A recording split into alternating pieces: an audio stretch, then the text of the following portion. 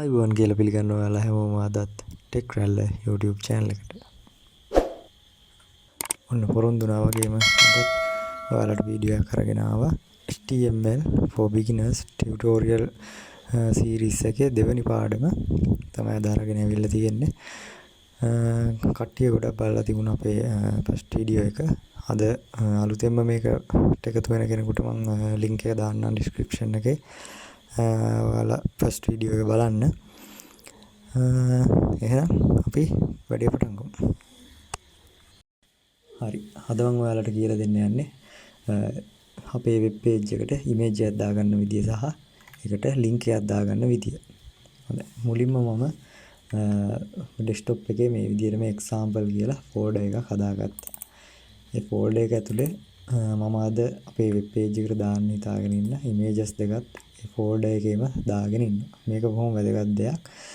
අපි මේකට එකතු කරන images අනිවාර්යයෙන්ම අපි එක folder එකකට දාලා අපි මේ අපේ මේ HTML ෆයිල් එක තියෙන folder එකටම දාලා තියාගන්න එක ගොඩක් වැදගත්. මගේ ගාව තියෙනවා දැන් අපේ එදා කලින් දවසේ කරපු ප්‍රැක්ටිකල් එකේ කෝඩින්ග්ස් ටික තියෙන HTML ෆයිල් එක මම ඒකම ඕපන් කරගත්තා. මම හිතනවා මගේ පළවෙනි වීඩියෝ එක බලලා ඒ විදිහටම කරපු අය ගාවත් මේ විදිහට කරලා ඇති කියලා. එදා අපි මේන් ටැග්ස් ටිකක් කියලා දුන්නා. මේ ටික ආයෙ මම එක්ස්ප්ලেইন කරන්න යන්නේ නැහැ අද. ඔයාලට පුළුවන් මගේ පළවෙනි වීඩියෝ එක බලලා ඒ ටික කරන්න. හරි. අපි දැන් බලමු පේජ් එකක් කොහොමද අපේ මේ වෙබ් පේජ් එකට ඇඩ් කරගන්න කියලා. හරි. අපි දැන් ඉමේජ් එකක් කොහොමද කියලා බලමු. ඉමේජ් එකට අපි අපේ දාන ටැග් එක ඇවිල්ලා img image කියන එක img කියලා තමයි අපි මේකේ ටයිප් කරන්නේ. ඊට පස්සේ අපි මේකට දා ගන්නවා attribute එකක්. මෙන්න මේ attribute එක වෙන්නේ src. ඒ කියන්නේ source image source එක තමයි අපි මේ attribute එක කියලා අපි කියන්නේ src කියලා දානවා attribute එක. image src සමාන ලකුණු දානවා. ඊට පස්සේ මේ විදිහට අපි කමා දෙක දා ගන්නවා. ඒ කියන්නේ image source එක තමයි අපි මෙතනින් මේ පෙන්වන්නේ. image එකේ source එක equal කියලා සමානයි. මෙන්න මේ කමා දෙක ඇතුළේ තමයි අපි අපේ අර image එක දැන් මම ඔයාලට කලින් පෙන්නපු මේ folder එකේ තියෙන image එකේ නම අපි දෙන්නේ. මම මෙතන ලේසි වෙන්න දාගත්තා ඉලක්කම් වලින් එක කියලා. 1.jpg කියලා තමයි මෙතෙන්ට එන්නේ. අපි දැන් දාගමු අපේ image එක .jpg කියලා දාගත්තා. ඊට පස්සේ මේ විදිහට වහගත්තා. මේක විශේෂයෙන් දෙයක් කියන්න ඕන මේ image වලදී අපි close tag එකක් පාවිච්චි වෙන්නේ නැහැ. ඒක මතක තියාගන්න ඔයාලා. අපි මේක save දෙමු. file save දුන්නා. ඊළඟට අපි ගිහිල්ලා අපේ web browser එකෙන් open කරලා බලමු. මෙන්න මේ විදිහට image එක අපි දාගන්න image එක වැටලා තියෙනවා.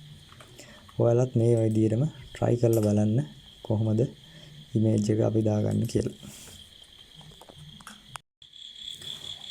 මේ විදිහට අපි අපේ පළවෙනි image එක දාගත්තා. දැන් අපි බලමු අපේ second image එක දාගන්නේ කොහොමද කියලා. එතන ගියා. මම පොඩ්ඩක් ඉතින් ලේසි වෙන්න මේක copy paste පාරක් දාලා ගන්නවා. මේකේ ඊළඟට බලමු අපි අපේ ෆයිල් එකේ extension එක මේකේ පොඩි වෙනසක් තියෙනවා. මේකේ පළවෙනි image එකේ නම් තියුනේ jpg කියලා. මේක extension එක ඇවිල්ලා jpeg කියලා තමයි තියෙන්නේ.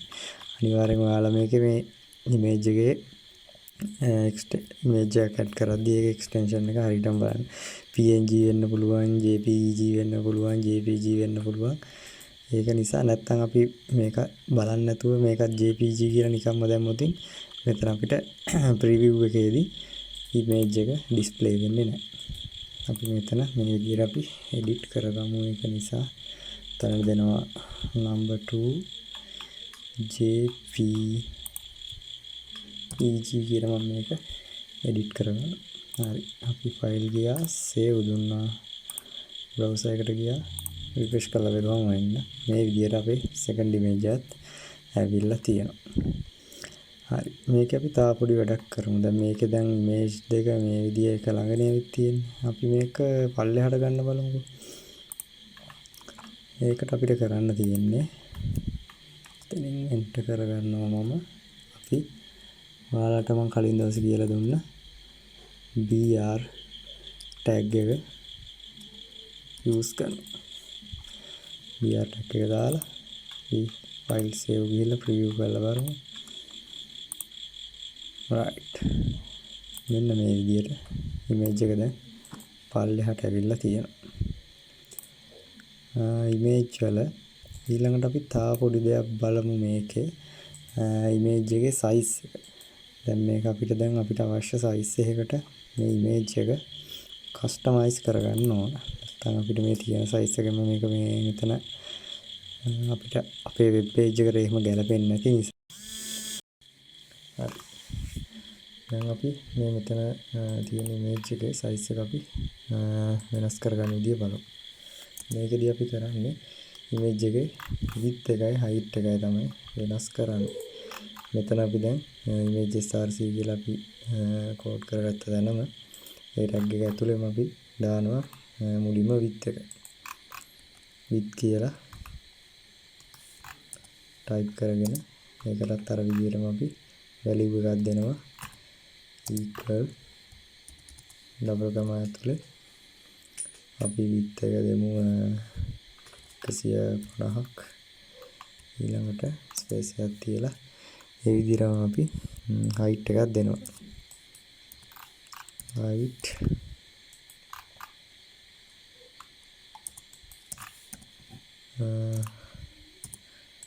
equal අපි එකක් දාගමු 150ක් කියලා. හරි. ඉතින් height එකයි දුන්නා. දැන් අපි save කරගෙන බලමු මොකද වෙන්නේ කියලා. අන්න දැක්ක නේද? මෙන්න මේ විදිහට ඉතින් height එක වෙනස් වෙලා image එක අපේ වෙනස් වුණා. මේ විදිහට ඔයාලට කැමති values දීලා ඔයාලා කැමති size එකකට මේ images හදාගන්න පුළුවන්. මම දැනට නිකන් ඔයාලට මේක මේ example එකක් විදිහට දැනට මේක කරලා පෙන්නුවේ image එකේ size එක වෙනස් කරගන්න විදිය. හරි. දැනට image එක ගැන අපි image සම්බන්ධව මේ ගානෙන් නවත්තමු. ඊළඟට අපි බලමු අපි link එකක් මේකට අපේ මේ page එකට link එකක් දාගන්නේ කොහොමද කියලා. හරි. එහෙනම් දැන් අපි ඊළඟට බලමු අපි කොහොමද මේකට link එකක් දෙන්නේ කියලා අපේ web page එකට. අපි මේ අපේ web page එකට තවත් page එකක්ම link කරලා බලමු. අපි තා page එකක් හදාගන්න මේ විදිහටම අපි file එකක් ගන්න ඕන. අපි lazy විදිහකට කරමු. lazy වෙන්න අපි මේක copy paste කරගමුකෝ. එතනම paste කරගත්තා. අපි මේක දැන් මෙතන ඔයාලට පේනවාදී web 1 කියන එකේ copy එකක් මෙතන තියෙනවා.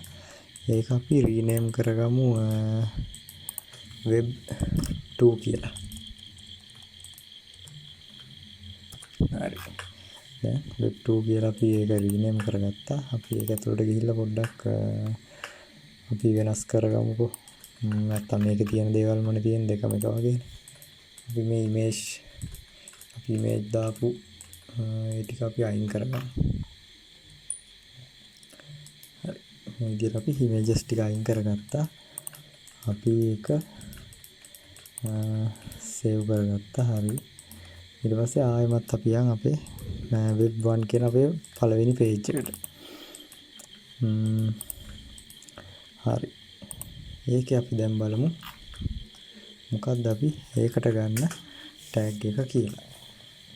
අපි link එකක් දාන්න අපි යොදාගන්නේ a කියන tag එක ඊළඟට අපි එකටත් attribute එකක් දෙන්න ඕන href කියන එක තමයි අපි මේකට යොදාගන්න attribute එක. href සමානයි කියලා අර අපි කලින් image එක දැම්ම විදිහටම ඊට පස්සේ double comma දැම්මා. ඊළඟට මෙතෙන්ට දෙන්න ඕන අපේ ඊළඟට link වෙන්න ඕන අපේ ඊළඟ page එක. අපි මේ page එක save කරලා තියෙන්නේ. ඔයාලට මම ආයෙ පෙන්නන්නම්. මෙතන web2.html කියලා තමයි html file එක අපි save කරලා තියෙන්නේ. හරි. දැන් අපි මෙතන අපි දෙනවා href කියලා අපේ web2 එකේ address එක දෙන්න ඕන web2.html කියලා. හරි. අපි පළවෙනි page එකට ගිහිල්ලා අපි මේ විදිහට දෙනවා web2.html කියලා. ඊට පස්සේ අපි මේක මේ විදිහට ගහගත්තා. ඊට පස්සේ අනිවාර්යයෙන් මේකේ edge වල වගේ නෙවෙයි ඒ tag එක අනිවාර්යෙන් close කරන්නත් ඕන. මේ විදිහට පොඩි space එකක් තියාගෙන අපි මේක close කරගන්නවා ඒ tag එක. ඒ වගේම මේක මේ අතරේ අපි දෙන්න ඕන මොකක් හරි ටෙක්ස්ට් එකක්. ඒ කියන්නේ අපි දැන් ඔයාලා දැන් දන්නවා ඇති කොහොමත් අර වෙබ්සයිට් එකට ගියාම අපි මොකක් හරි දෙයක් ක්ලික් කරාම තමයි එතනින් ඊළඟ page එකට හෝ අපිට අදාළ දේ load වෙන්නේ. ඉතින් අපි මෙතන දෙමු page 2 කියලා. අපි මෙතන ටෙක්ස්ට් එකක් දෙමු. දීලා ඉවරලා අපි ෆයිල් ගියා සේව් කරා. අපි දැන් බලමු රිවිව් එකක් දීලා. හරි. මෙන්න මෙතන මේ අපේ image එක ගාවින්ම තමයි පොඩියට ඇවිල්ලා තියෙන්නේ page 2 කියලා. අපි මේ page 2 කියන එක ක්ලික් කරලා බලමු. හරි ඔන්න එහෙනම් page 2 එකට ගියාට පස්සේ අපිට මෙන්න මේ විදිහට අපේ web2.html කියලා අපි save කරගත්ත අපේ දෙවෙනි web page එක මෙන්න මේ විදිහට පෙන්නනවා. ආයෙමත් back වුණා. back වෙලා අපි යන් අපේ web2.html කියන page එකට ගිහිල්ලා අපි දෙමු මේකටත් දෙමු අපි link එකක් ආපහු page 1 එකට එන්න.